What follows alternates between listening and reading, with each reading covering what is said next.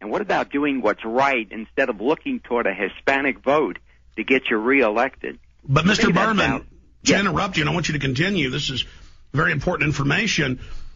I've seen the Gallup polls. Upwards of 80% of Hispanic Americans want to control the borders as well. They know that 100 million people down south, with that country, admittedly, El Paso Times and Homeland Security saying on the verge, USA Today, by the way, collapsing, we've got to do something. I mean, do we want to have $1 an hour wages? Do we want this to bankrupt all the cities and counties that have to pay for all the health care and the anchor babies? I mean, so that's another fraud. The media acts like all Hispanics want an open border and make it some racial issue when it's an issue of a third world narco-terrorist state to our south collapsing. Go ahead. Alex, you hit the nail right on the head. And let me tell you the second biggest opponent to dealing with illegal aliens, the business community in Texas. There's an organization called the Texas Association of Business, which is our statewide Chamber of Commerce organization, and they want this large pool of cheap labor. But if people would just raise their wages up about 8%, with our 6% unemployment rate in Texas, Americans will start taking all those jobs that illegal aliens hold right now. We've got to deal with them because we also have 25,000 illegal aliens in our state prison and our county jails at a cost of $40 million a year. We're treating them for multi-drug resistant TB, polio, the plague, leprosy, malaria, Chagas disease. It's costing us a fortune.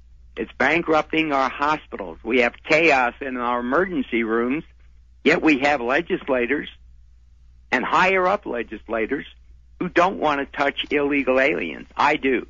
And we have some 35 bills that have been filed so far in Texas to deal with illegal aliens in Texas.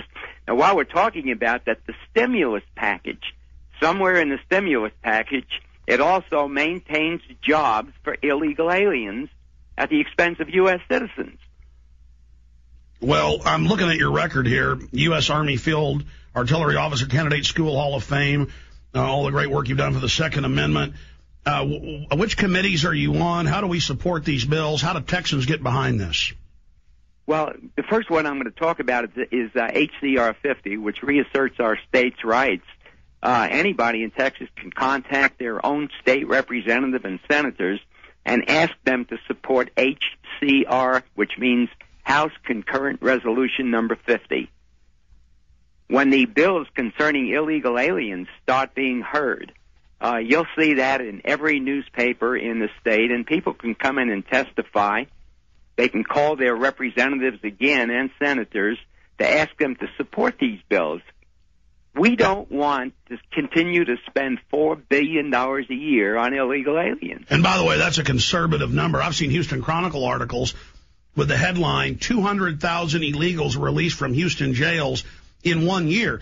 I mean, I pulled up in my parking lot at my office.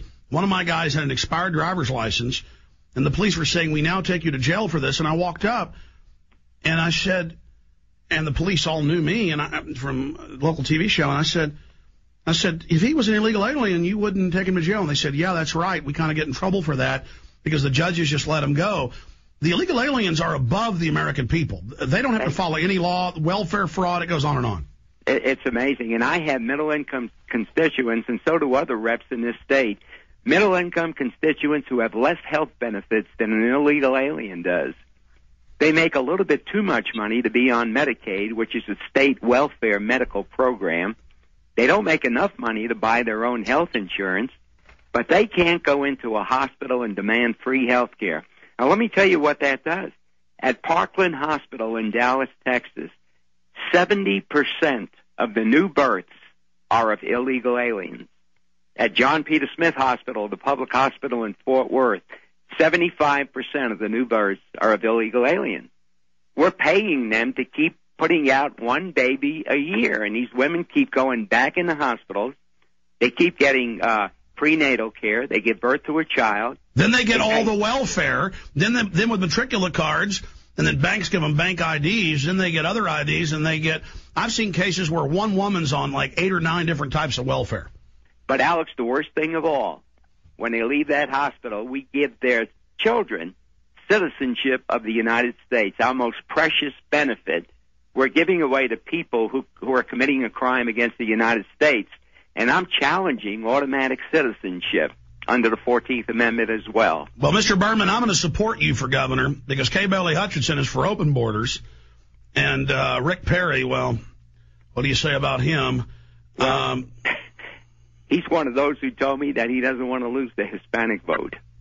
But 80%, I've seen the Gallup polls, of Hispanics, I mean, know that this is killing America, killing their future, killing their wages. I mean, it's bankrupting the states. And the feds love it because they can come in and federalize. You wouldn't know it from the 32 Hispanic representatives who serve in the Texas House of Representatives. They want to give more benefits to illegal aliens while we're trying to take them away.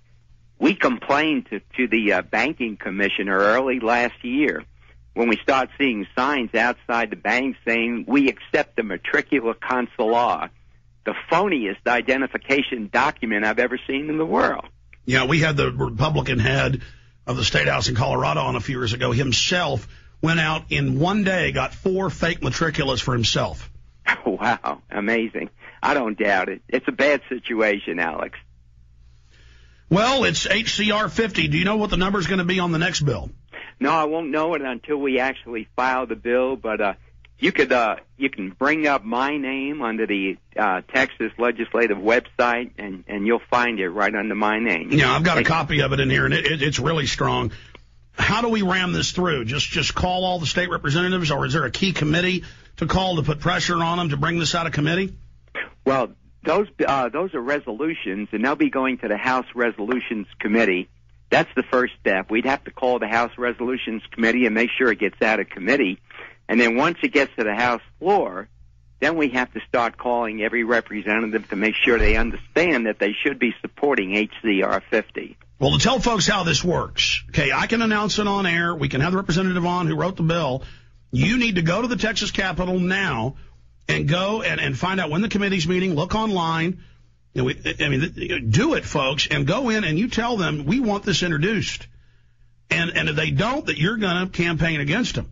We need to get tough with these people because the country is going into globalization. The globalists want to merge the United States with Canada and Mexico. They want to make Texas and California and Arizona colonies of Mexico, and we've got to stop it. We've got to stop it, absolutely, Alex, and I thank you for doing what you do. Thank you. Well, we thank you, sir, and I'm going to support you for governor. I hope that you will run. And look, folks, here it is, HCR 50, second most populous state. What, 27 million now? How many are in the state, people? 23 million. 23 million. Okay, I guess they were projecting the other day to 27 by the end of the decade. Well, sir, I really appreciate you being on with us, and folks can find your website by just Googling your name. Alex, I'll come back to you anytime. Thank you so much, Representative. Take care. There goes. Thank you. Pleasure, too. Representative Leo Berman from the 6th Legislative District of Texas.